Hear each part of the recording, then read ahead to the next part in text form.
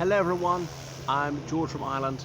So here I am in Zurich, Switzerland, and this viewing point gives you a fabulous vista over this delightful city. And then you can see the hills beyond, and right on the horizon, especially that way, you can see some snow-capped peaks of the Alps. Pretty difficult to make out on the screen, but I can see them with the naked eye. So it's very much Sound of Music topography. I know that's from Austria, so don't jump down my throat, but a similar landscape. Anyway, you can see the steeples of several churches here. It's difficult to point out to you to indicate which one I'm talking about here, but there's a Großmünster and the Frauenmünster and so on. So there were convents and monasteries here until the Reformation, and then Ulrich Zwingli, one of the main Swiss reformers, he spent a lot of time here. This became a Protestant canton. So Switzerland is divided into, I think it's 26 cantons, a bit like a county. And originally each one was declared either a Catholic one or a Protestant one. And they managed to unite the Swiss, saying if you're a Protestant canton, that's fine, and you can discriminate against Catholics, and a Catholic canton, the same thing. You can discriminate against the minority. If you don't like it, move to another canton, or else just accept it. And that's the way they were able to live at peace with each other after some fighting in the 16th century. Indeed, Zwingli was killed in the fighting, and I'm staying on Zwingli Straße. So it's a marvelous city, and the two rivers, they join together. And James Joyce used to like to sit at the confluence of the Zil, I hope I pronounced it correctly, and the Limmat. I'm pretty sure there's a little statue of him there. So this viewing stage is up here by Zurich University. So the university's been around for centuries because of course the monastic community helped set it up.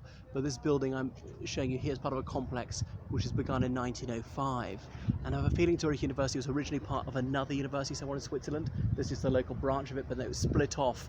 I was reading the Latin inscriptions, I'm not that good at it, on the other side, outside their great hall. And if I got it right, that was the thing that's allowed to be a separate university in its own right. So anyway, it's a splendid city, but there's no single magnificent building, or there are no sites which are that world famous.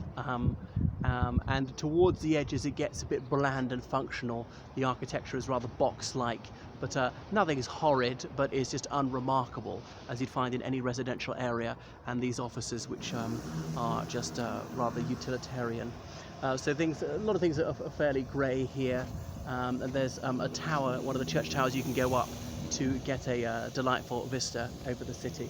So not that many tourists come here because it's just so pricey. Anyway, what else should I say about Switzerland? So as part of the Holy Roman Empire, you go back to the 13th century. Now, if I remember correctly, it was in 1291, some men met at Rütli, meaning like forest clearing in Schwyz. That's one of the cantons, and Schwyz is what gives its name to Switzerland. So often the name of a country is actually Synecdoche, because Schweiz or Switzerland really only originally referred to that canton, and they decided to rebel against the Holy Roman Empire, and they swore an oath never to be oppressed, and then they rebelled, and so that canton became independent. Because of the mountain fastness, they were able to hold out against imperial troops, and you've heard of William Tell and his overture that Verdi wrote much later. But partly the Italian nationalists were into that because it was sort of an allegory for fighting against the Austrians, and that's when he wrote, the last gallop, what used to be the Lone Ranger's theme tune, as in meant to be redolent of the rhythm of a horse's canter. But back to Switzerland. So eventually more and more cantons broke away and joined, and so it's a Swiss Confederation, or in German Eidgenossenschaft, as an oath comradeship. And so a Swiss person could call another an oath comrade. So they banded together, and they weren't very united. The Confederation, if I'm correct, that means the cantons could actually leave. Any canton could declare its independence, but none has ever done so. And there was some fighting in the 1790s, the time of the French Revolution. They were invaded by France and briefly annexed to France, or Napoleon had a title for himself. I can't remember what it was, something like moderator of the Swiss Confederation. That didn't last long. They haven't fought another country since then. It was briefly the Swiss Civil War, about 1846. I don't quite recall what it's about, but it's because they've had over 2 centuries of peace, they've become incredibly prosperous. So they're very affluent because, of course, war is ruinously expensive, and they've avoided that. Now, I know that sometimes it can stimulate economies. Look at the United States in the Second World War, but that's very rare indeed. And so they would be a friend to all, a foe to none, and they would trade with people, and they would let you open a bank account here with no questions asked till the mid-90s, though They have cleaned up their act since, because they were strong-armed into it by the United States and others. They don't want to be a financial sewer and also be accused of being a conduit for Al-Qaeda finance and so forth. So that's Switzerland. About 20% of people are non-citizens living here. As a male, you probably don't want to become a citizen until you're like 50 or something, because otherwise you'd be subject to compulsory military service. Well, that's enough about Switzerland here at Zurich University. Toodle pip.